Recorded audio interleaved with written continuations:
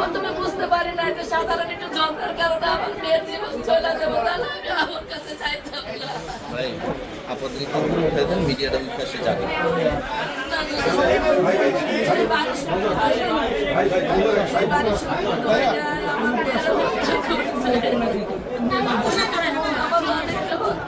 আমি হত্যার বিচার চাই।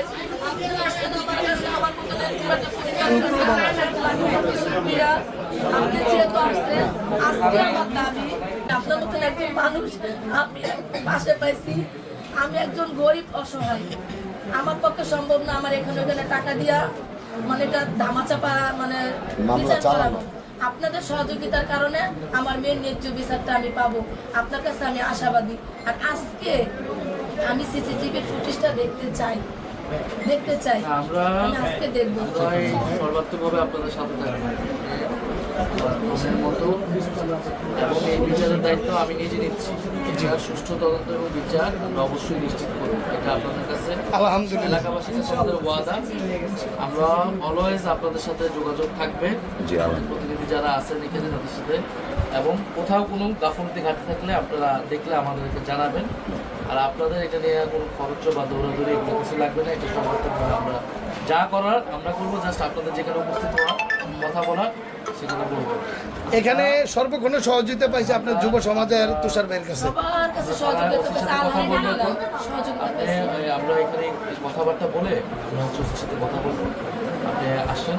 আমি এখানে আরেকটা কথা বলতে চাই, এসে আমরা থেকে আপডেটটা নিব, হ্যাঁ, এবং শুধু আপনি আর খালদাপা ওইটা নিয়ে আসে, বেশি মানুষ আসার দরকার নেই। আমরা থানাবাসীর সাথে যে আপডেটটা আমি 11 আসনে আছি। উদ্ধার করা হয়েছিল।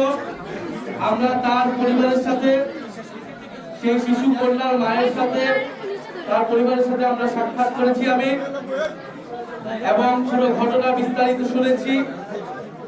ব্যক্তিগত কিছু দ্বন্দ্বের কথা উনি বলছেন, এলাকার কিছু দ্বন্দ্বের কথা উনি বলছেন। আমরা তথ্য প্রমাণ তদন্ত ছাড়া আগাম কোনো মন্তব্য এখন করতে চাচ্ছি না। আমরা এখানে এটাই বলতে এসেছি যে এই পরিবারের সাথে আমরা আছি সর্বাত্মকভাবে, এবং এই যে কন্যা শিশু হত্যা হয়েছে এই হত্যার বিচার আমরা নিশ্চিত করব যে কোনো মূল্যে। ইনশাআল্লাহ আমরা এর বিচার নিশ্চিত করব। এই অভয় এবং এই আস্থা আমরা ওনার মাকে দিয়েছি, কারণ আমরা মনে করি উনি আমাদের এই বোন, উনি আমাদের সাথেই ছিলেন। এবং এই যে তার মেয়েকে এভাবে হত্যা করা হলো, এই হত্যাটা ছিল সম্পূর্ণরূপে পরিকল্পিত। ব্যক্তিগত যেই দ্বন্দ্ব থাকুক বা যেই কারণেই হত্যা কেন, এই হত্যাকাণ্ড কোনোভাবেই গ্রহণযোগ্য নয়, এবং এটা একটা গর্হিত অপরাধ।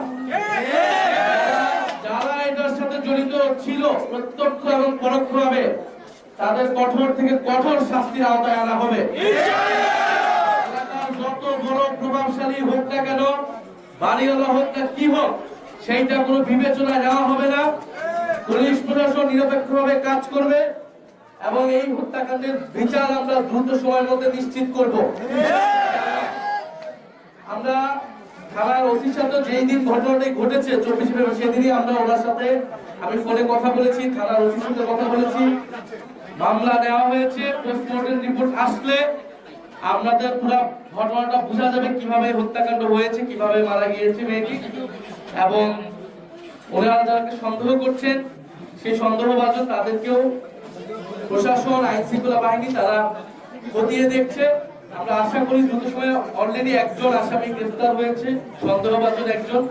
আমরা আশা করব দ্রুত সময়ের মধ্যেই গ্রেফতার হবে, এবং এটা ন্যায় বিচার আমরা এই বোনকে সবাই মিলে নিশ্চিত করব। এটা আমাদের ওয়াদা আজকে ওনার কাছে এবং এলাকাবাসীর কাছে।